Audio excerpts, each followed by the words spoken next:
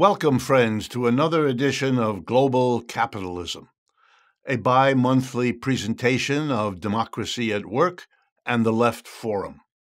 I want to thank you for coming and joining with us to go through this material. This has been a special month for us because we produced an extra Global Capitalism in honor of May Day a few days ago. This is our regular bi-monthly for May 2024. I want to also mention, before I begin, that you will see during this presentation occasional signs on your screens or something you may hear reminding you of the websites and the donations that we depend on. I just want to direct your attention this time to those because while we try to minimize the financial side of all of this, it still is there. The bills still have to be paid. And for those of you that can help in financing the work that goes into this, please know that we will enormously appreciate your doing that. May 5th was the birthday of Karl Marx, a little over 200 years ago. And we were mindful of that for the usual reasons. And those are the following. No other theory of how society works is as tabooed, as banned, as minimized as the Marxist approach. There's no support for that out of an intellectual framework. There's no support of that in terms of wanting to understand the world. The Marxian approach is one way of doing that, not the only way. No one is asking anyone to support it as though it were the only way, but to ban it, to make it difficult for Marxists to have jobs in American universities, which has been and is the case at all times in my lifetime, from the day I was born in this country to this moment.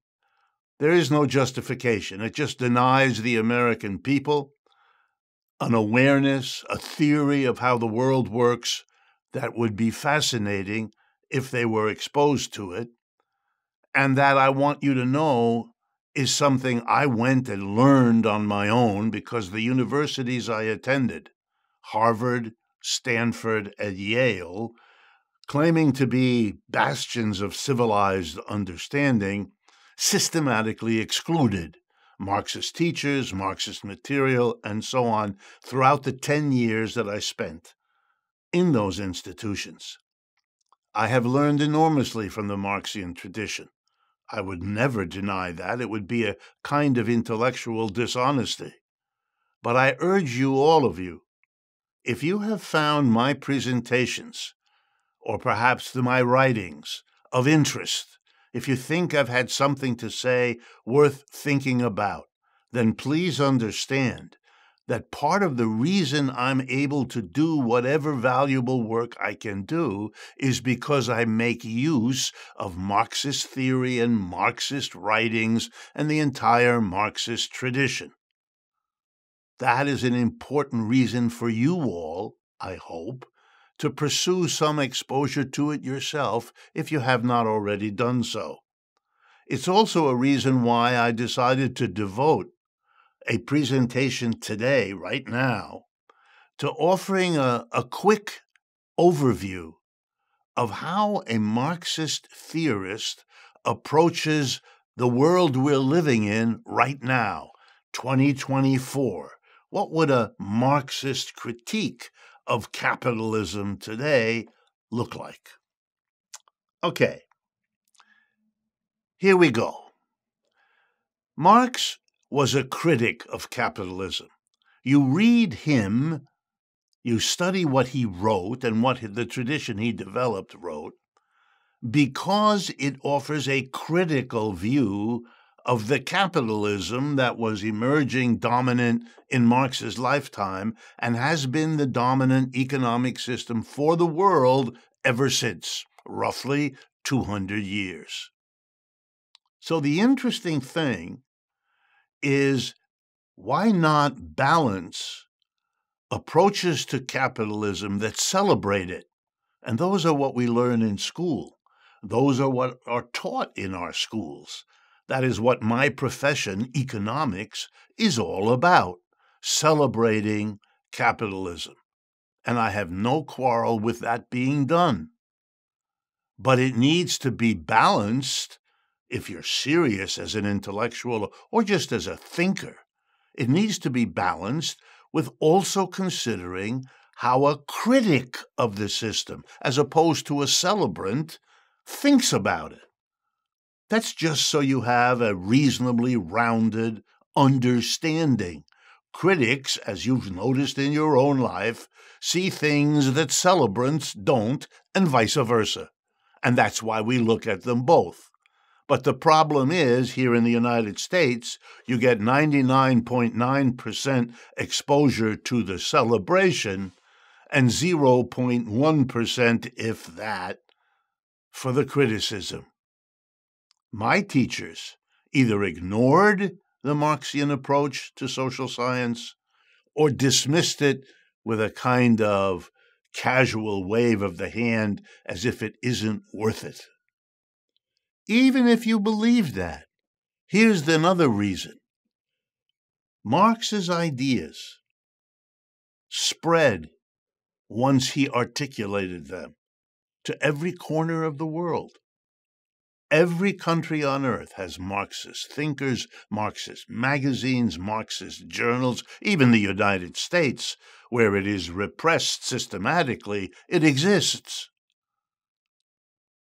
It has meant a great deal to an enormous number of people on this planet that we live on.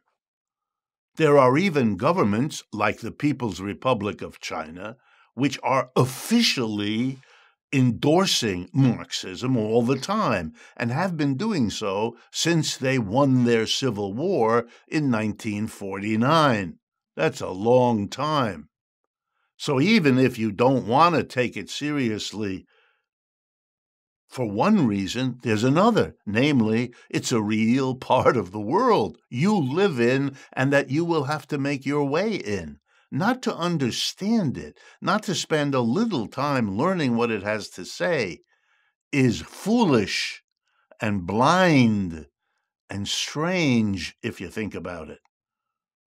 I have found my education here in the United States terribly lopsided in its refusal to get anywhere near the Marxian tradition, and especially not in a systematic way. So I'm going to try to explain it now. I begin in two ways at the same time. Here's the first way. Many of you think, if I can borrow the words of Bernie Sanders, that the economy is rigged, that there's something built in to our economic system, capitalism, that produces odd outcomes. Some of us are very rich, and a huge number of us aren't. Some of us have enormous power. Many of us don't. What's going on here? Some of us go to work and make the decisions about the workplace that we give our lives to. Others of us go there and are mainly interested in getting through another day. We have no power at all. We arrive at work, we do what we're told. Our biggest interest is in the money we get at the end of the week so we can go and do something that we actually look forward to. People think the economy is rigged to get those outcomes. But what they don't seem to want to understand is that there's a whole science of how it's rigged and why it's rigged. So that if you are really upset that it's rigged, as I know many of you are, then Marxism is the most developed argument about how and why it's rigged, because it's an argument about the system. It's not going to say it's rigged because these people are bad. That's childish. Even if you believe there are these people that are bad or greedy or power hungry, you have to answer the obvious question. A, why are they that way? And B, why are they in a position to impose that way on the rest of us? The minute you ask those questions, you have to analyze the system that produces those who win in it and those who lose from it, etc. But there's a second way I can get at it. And this is to play on the part of you that is, again, a child. And by a child, I mean an infinitely curious person, having been born into the world, is looking around like all babies do to understand, who are these people? What are these lights? What is this food? What's going on? And think simply, and here we go. Every production of a good or a service that we all depend on, the clothes we're wearing, the food we're eating, the transportation we rely on, the home in which we live our lives, all the goods and services that together make up what we depend on as human beings, literally to survive, but also to grow, to laugh, to love, all of that. All of the production, think about it. Most adults spend most of their adult time, 5 out of 7 days, the best hours of the day, at work, doing work. At home, in the workplace, in the enterprise, in the larger community, it varies. But production, work, is a central activity in all societies of human beings, as far back in history as we can count. And what can we say about that? Well, we can say with Marx that human beings have arranged work, this crucial central activity of the adult population for which the youth are being taught their role as they grow into those adult life situations. We know that they have been organized differently. For example, in a slave system which has existed in different parts of the world over the millennia, including here in the United States, as we all know, in the early years of our country's history, culminating in a civil war over the question of slavery. In slavery, we organized production by having a few people be what we call masters, and the people doing the work be slaves. The slaves produce output, and then what? All of it belongs to the master. Why? Because the slave himself or herself is also a property of the master. And so everything the workers produce is the masters, who then decide whether and how much they give back to the slave so that the slave can survive and keep working. What a remarkable arrangement. We got rid of that as a human race. We don't have slavery anymore. The 13th Amendment of the United States outlaws it. We don't want it. Of course, the 13th Amendment does allow it in American prisons, but that's another story. Then there's another system called feudalism. Feudalism doesn't allow some people to own others. Completely different. Work gets done. The vast majority of people are working, but they're called serfs. And they're controlled by a tiny number of people called lords. That's a completely different system. No slavery. What the serfs produced, part of it anyway, they kept. Another part they turned over to the lord. And then we have capitalism. And that's, Marx said, yet another way of organizing production. It's different from slavery. Nobody can own anybody. It's different from feudalism. Nobody is anybody's serf. Nobody has a subordinate relationship to a lord. The very words, lord, serf. No, in capitalism, we have a different arrangement. One group of people, employers. Another group of people, employees. And you know how they get together to undertake production? By a deal, a buying and a selling deal, a market transaction. The employer buys the ability to work from the employee. Employee can't sell himself, that would be slavery. The employee sells their ability to use brains and muscles to do work. And the employer says, that's what I want from you. I want to buy your ability to work, your labor power. I want you to come at 8 o'clock and stay until 5 and work 8 hours and take a break here and there.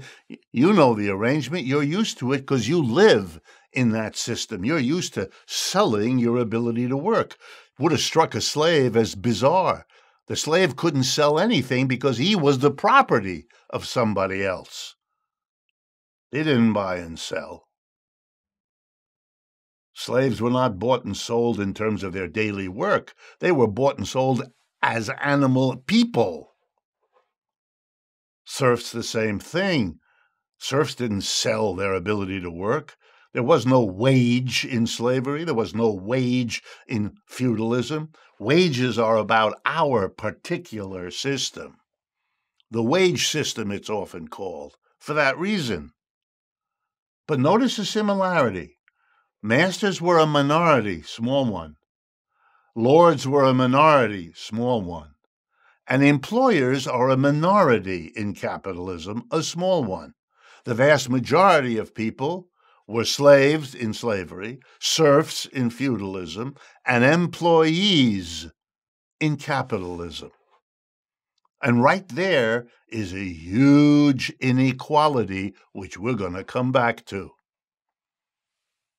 So capitalism is this particular system, not unique in the world as a particular system. Slavery was, feudalism was, old village communities were. There's a lot people working on their own as individuals, self-employed, we might call them. They don't have an employer-employee dialectic or relationship because there's only one person who's both. What can we say about this capitalism that gets us to where Marx wants us to be? Here's a way. All production looks as follows. There's a bunch of stuff produced in the past that we need to carry on production now. We need raw materials, tools, equipment, a place. I'll use an example. Suppose we are producing, wooden ladders. Well, we need timber, raw material, wood. Then we need tools and equipment, hammer, nails, saws, you name it, and a workshop where it all can take place. And then we know what? We know that in every production of every good and service, after you buy the raw materials, tools, and equipment, whoever you are, work is going to be done, labor is going to be done. You're going to transform the wood using the nails, the hammers, and the saws to produce a finished product, the wooden ladder. Whether the finished product is an ice cream cone or a wooden ladder or a software program, that's really beside the point, because every one of those uses raw materials, tools, and equipment, transform them by labor into a finished product. Now, here's what you know, even though you may not have thought about it before. You know that the stuff done in the past, using my ladder example, the wood, which had to be found in the forest and cut down and processed, cut up, maybe treated with some chemical, whatever. You know that that wood, that raw material, is the product of labor. The trees don't come by themselves. Labor is involved in producing the ready-to-use pieces of wood. Labor likewise made the hammer, the saw, the nails. They're all the products of labor. And the person now, the worker now, who works on the raw material with the tools and equipment is adding more labor. That's what transforms wood into a ladder. That's what transforms pieces of paper into a finished document. That's what transforms milk and sugar and flavoring into the ice cream cone. So when you think about it, here comes the punchline. Labor is the crucial item. Labor is what makes everything. But now we come to the employer, and the employer says something marvelous and magical to us. The employer says, no, wait a minute. I own the lumber. I own the tools and equipment. I bring them to the production site, to the factory, the office, the store. The worker only adds labor now. I'm the one who brings the capital, general word for all the stuff I already own if I'm the employer, because that's why I'm called a capitalist, because I own the stuff that I bring, the tools and raw materials in the factory. But Marx reacts, you didn't make those things. You may own them, but you didn't make them. It's not your labor that's congealed in those tools, equipment, and raw materials. Somehow, the labor done by the people who made the lumber and made the nails and made the hammer and made the saw, somehow that labor that made them got lost to those people. They don't own it. You do. You didn't work on it, but you own it. They did work on it, and they don't own it. Now, that's interesting. How did that happen? Because you can't be Mr. Capitalist unless somehow there's built into this system some way for the products of labor to come to be owned by people who had no role in making that product. Marx has an answer, which is one of the reasons why we need to learn from what he wrote. It's probably the single most basic understanding he offered us.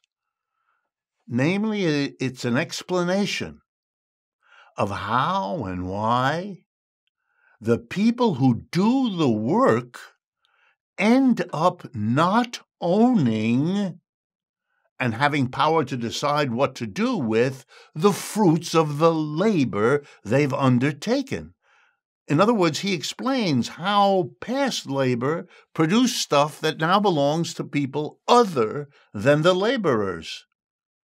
Marx said that was the key question to ask, because it will give you the answer, namely how the system works, why the system works the way it does, which is on your mind a lot of the time that you're conscious, and a lot of the time you're not, in your dreams, in your imaginations.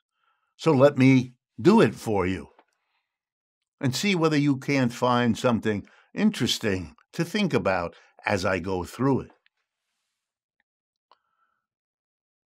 I'll do this by going back to my little ladder story, by looking again at every production process like the ladder.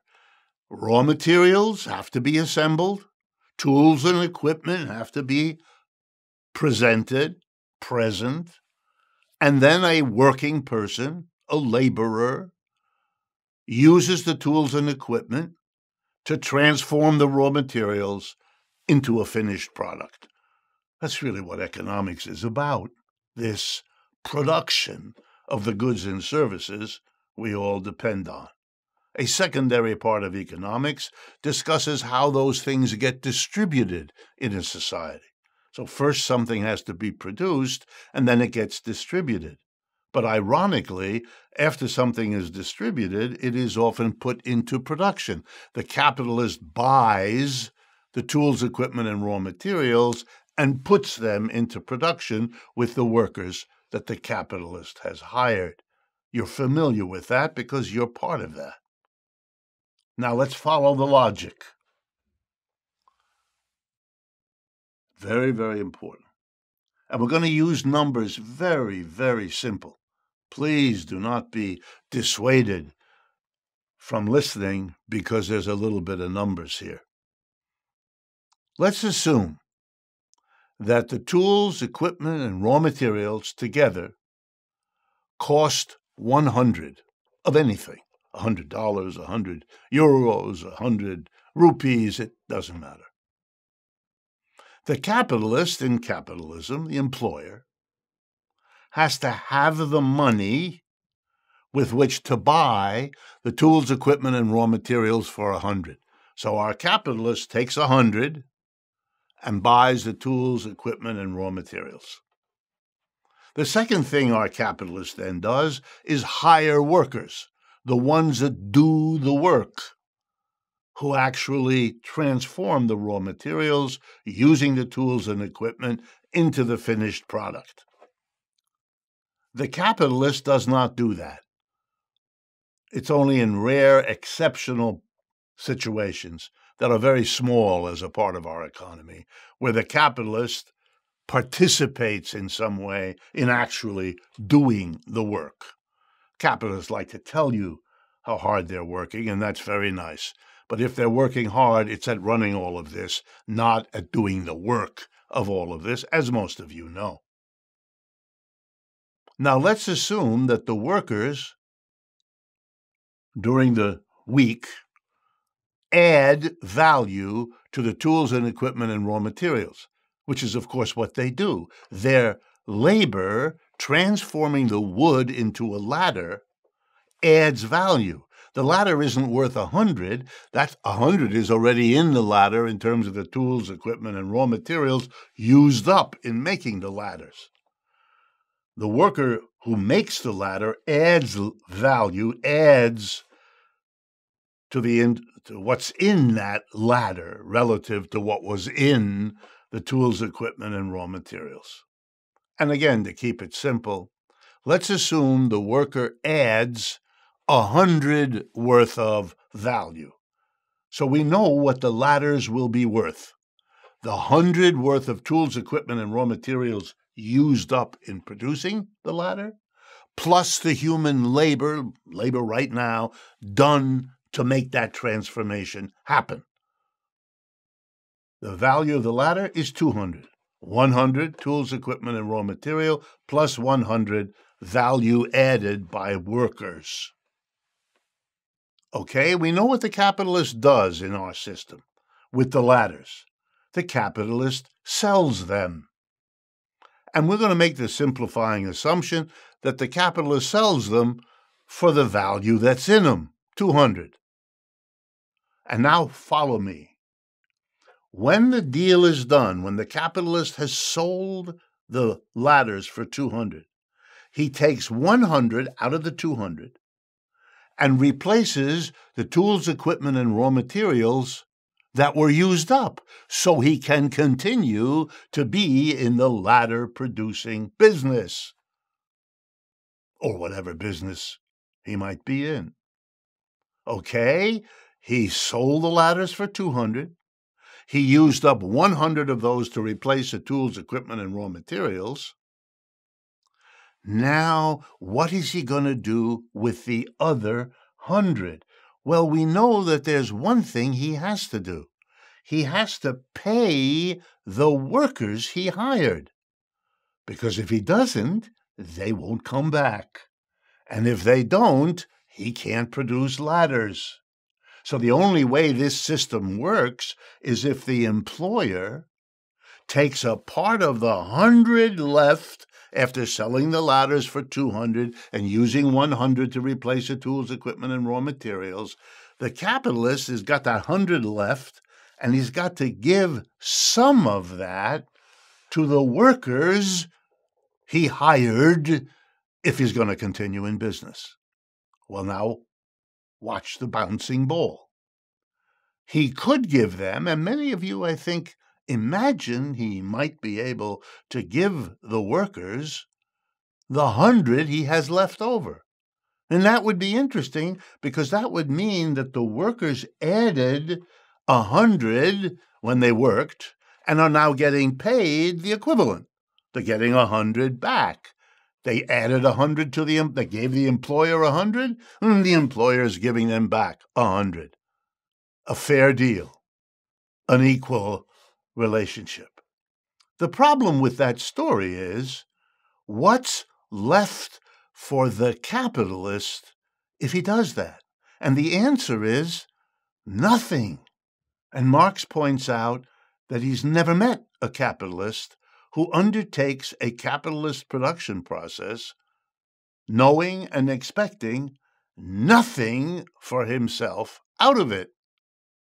That's not the way the system works. And indeed, if you talk to any capitalist today, they'll tell you they're in business to make money. They want to get more into their hands than it costs them to undertake the process. They want a profit, don't they? They're driven by profit. They seek to maximize profit. In the language of capitalism, profit is the bottom line. And Marx says, yeah, it is. And I'm going to explain to you where the profit comes from. And out of that explanation, I will teach you about capitalism in a way you have never thought about it before. So here's the explanation. The capitalist doesn't give workers the equal of what the workers added in value by their labor. To stay with my latter example, the workers added 100. What is the employer going to pay them? I'll pick something. 50. 50. The workers added 100, and they got paid 50. So where did the other 50 end up? In the hands of the employer.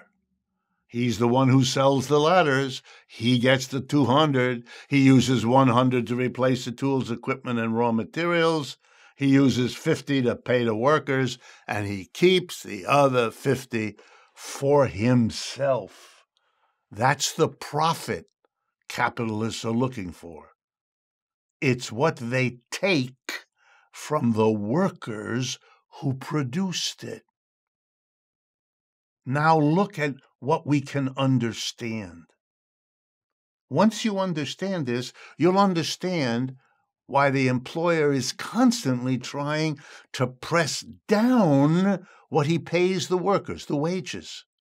Why? Look at our story.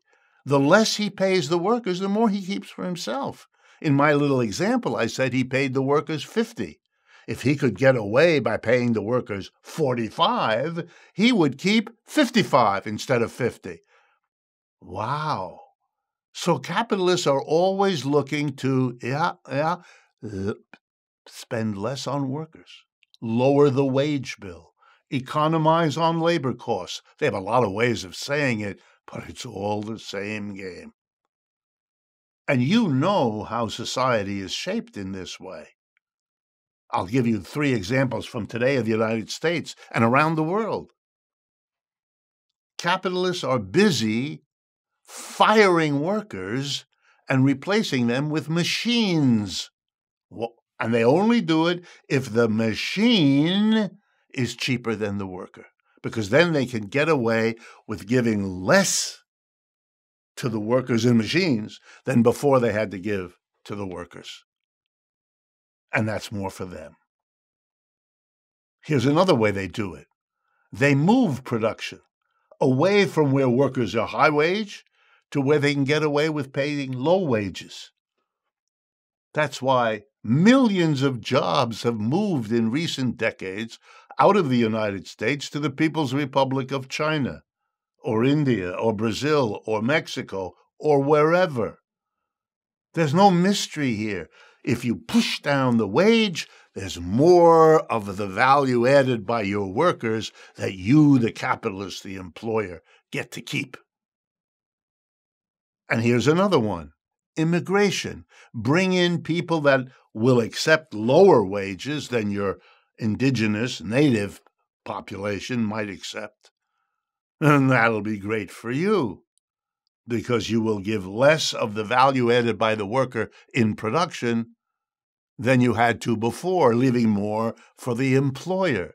The endless effort never stops of employers to squeeze more out of this arrangement is why workers are constantly discovering that the employer is trying to nibble away at their bathroom time or their lunch break or anything else where they can save, because taking it from the worker is bringing it into your own pocket.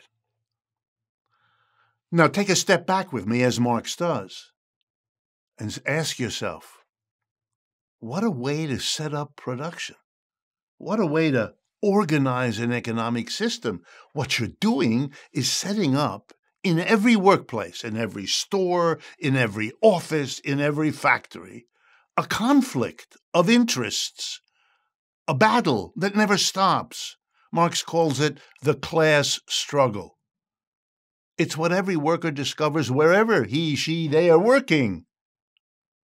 That there's this endless struggle to squeeze more, press down the wage, which means the employer will hire specialists, engineers, lawyers, accountants to figure out every day. Hire a new MBA graduate who might come in with a new idea of how you can squeeze. It's a conflict-ridden system. And in that conflict, the employers have the upper hand most of the time. What do I mean? Well, they take that difference, the difference between the value added by their employees and the wages they pay to those employees. That's their profit. And that's, of course, where they get the money with which to buy the tools, equipment, and raw materials. So now we know how those things which were the products of labor ended up the property of non-laborers. It's the people working today who produce the profit taken by the employer that enables them to be the capitalist in the first place. It's a self-reproducing system. Yeah, it is rigged. Of course it's rigged. You now understand how it's rigged and why it's rigged this way. Capitalists have the need to do this. They have to worry that there will be people stop buying what they produce because tastes change, because some other capitalist is able to offer a better product or a cheaper product or both. Car companies producing gas-powered cars are confronted by Tesla and electric cars. How do they survive? They have to have as much profit as possible to go and either produce electric cars themselves or come up with some new development. Capitalists are always worried. They'll be out-competed, if you like. And so they want more profit. Sure, it's also to live luxuriously, which they do, take a lot of that profit for their own personal consumption. But they're driven by more than that. They're driven by the competitive situation that everything is always insecure. There's always some other capitalist trying to grab on to an opportunity to profit at their expense. So it's driven not only by the conflict between capitalists and workers, but by the competition among the capitalists. That's why it has this driven quality, that no matter how big it gets, it needs to get bigger. No matter how rich the employer gets, it has to get richer. It's a kind of crazy system. It's not just rigged in one way, but it's also driven in a kind of crazed manner. That's why many religions know that there's something wrong with a system in which the real almighty is the almighty dollar. The American example of capitalism being the dominant one for the last 75 years. The consequences of a Marxist understanding of production are incredible. They give you something to think about. And let me give you just a few examples. Number one, inequality. This is a system that breeds inequality. The workers are many. They're producing a profit received by a few. Employers are few. According to the U.S. Census, employers are 3% of our population. All the rest of us are not employers. Most of us are employees.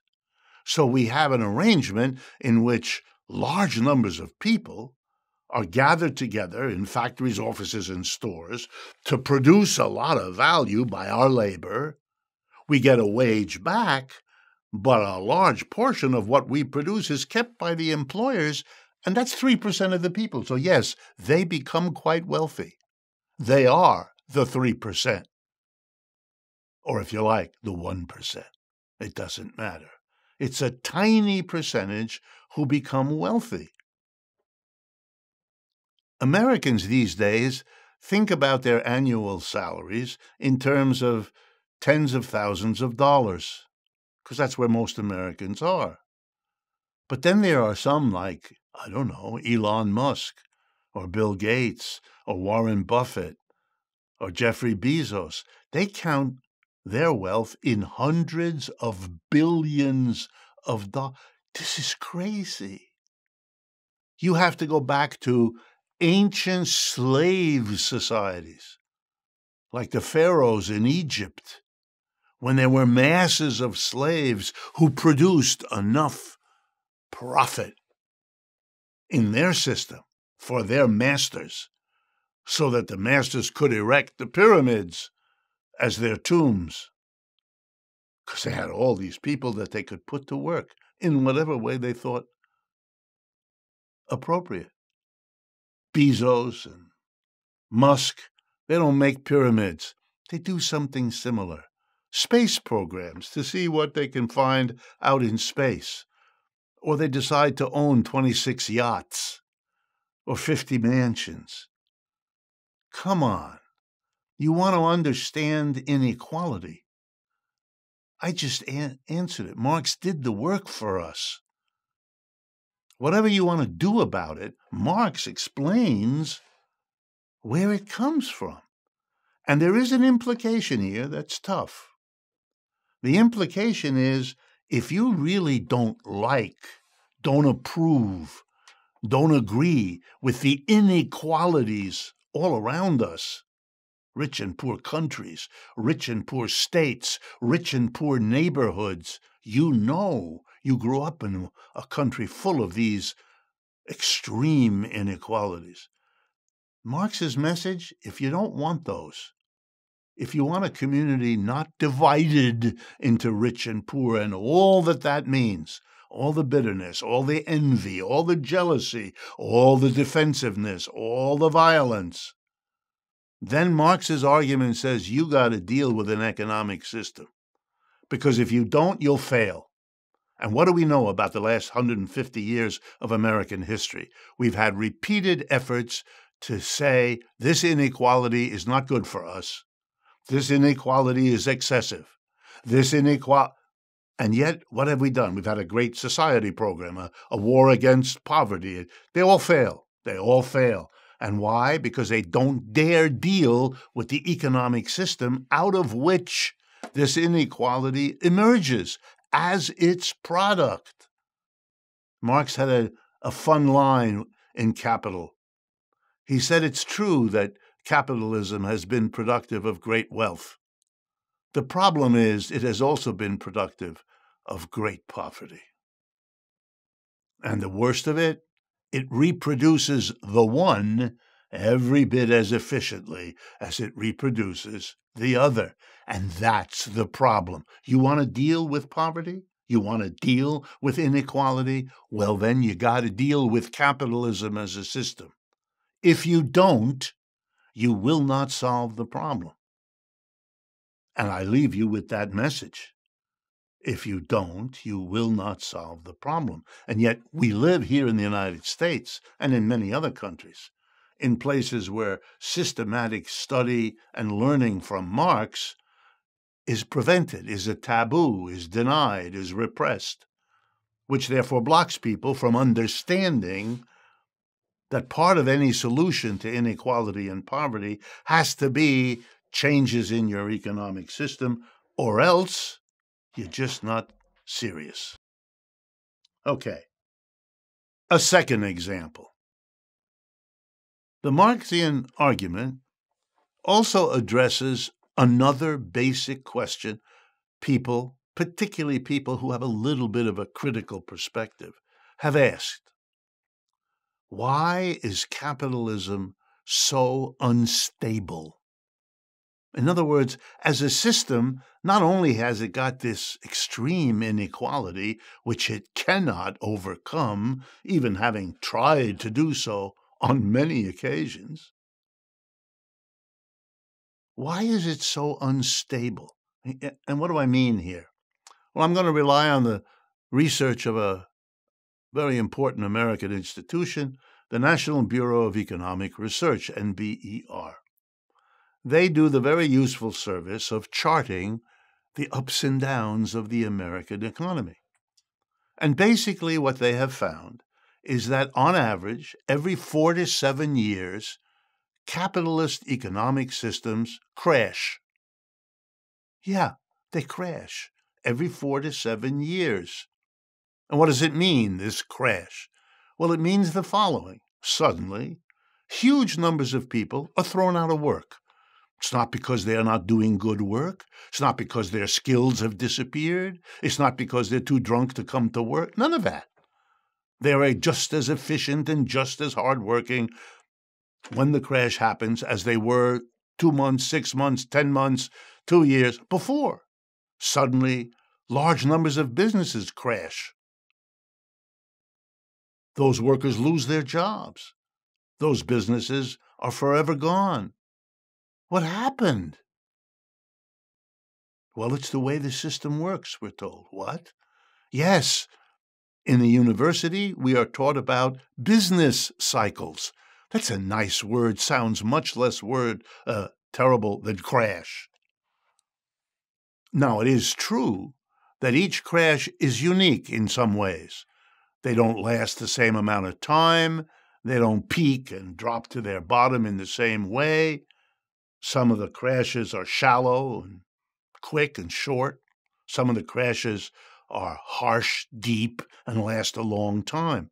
The Great Depression of the 1930s lasted over a decade, over 10 years, and was horrible.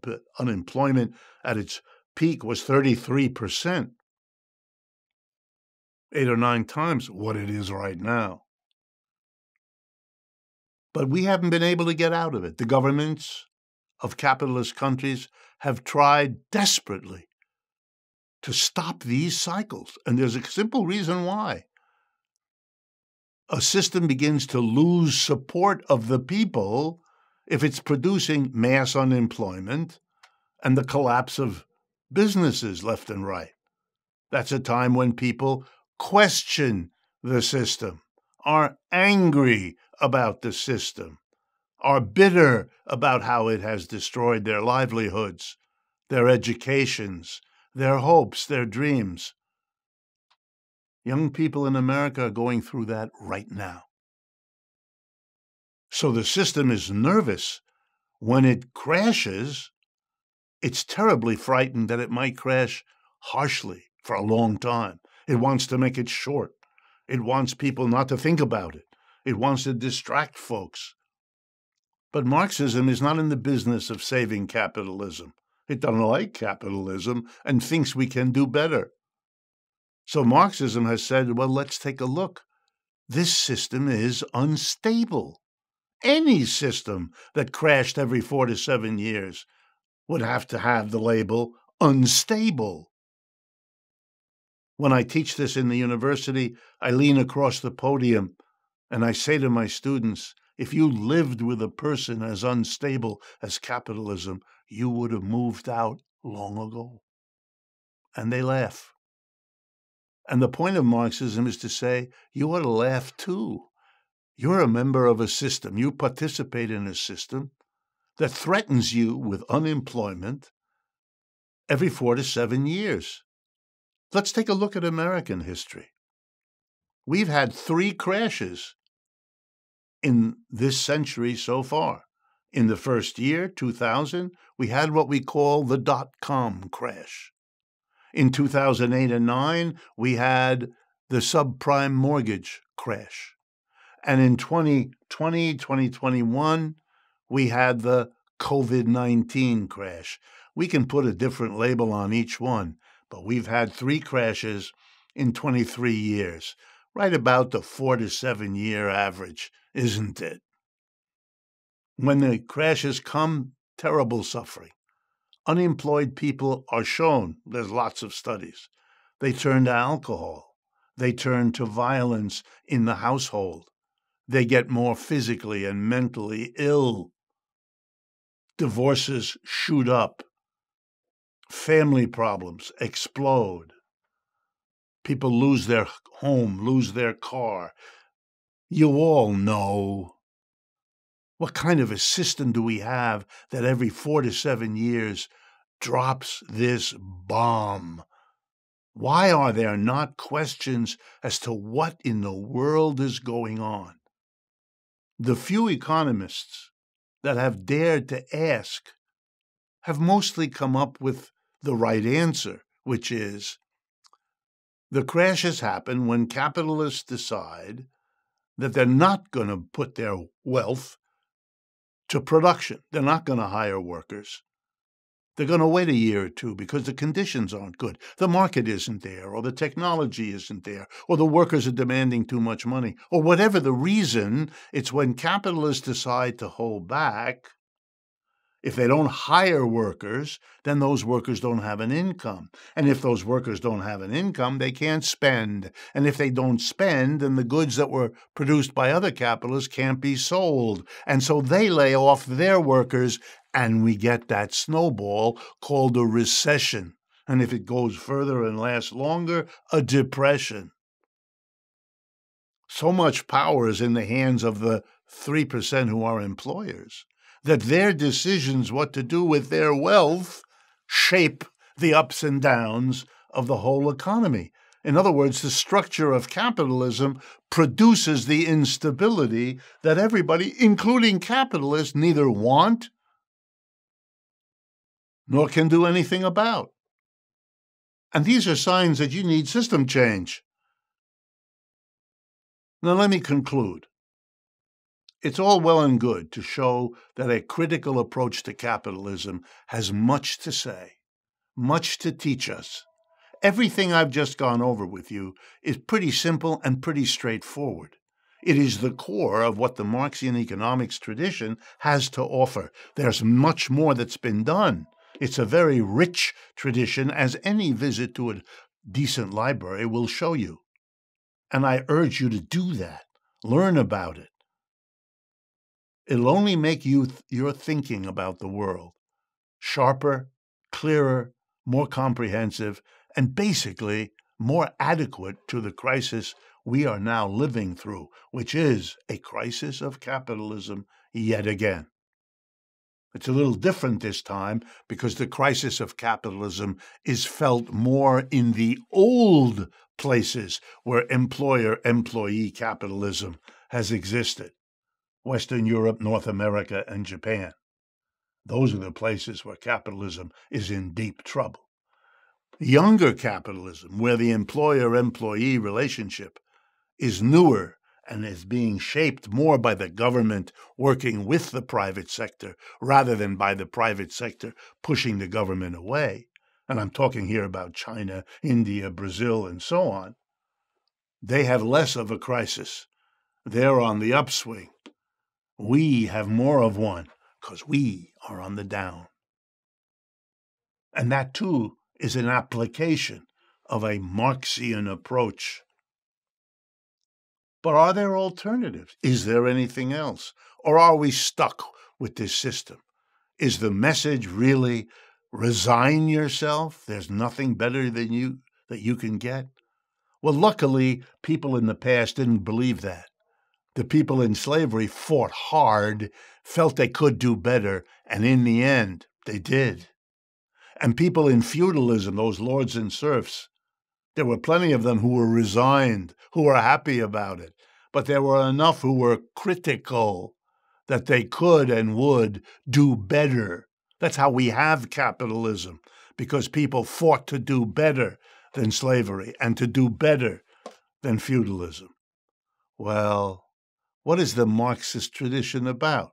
It's about people who felt and who feel that we can do better than capitalism. We don't have to have a system that produces extremes of wealth and poverty. We don't have to have a system that's unstable and all the other things I don't have time to go over with you now. And what would the better system be? Well, it's kind of obvious, although Marx never spelled it out.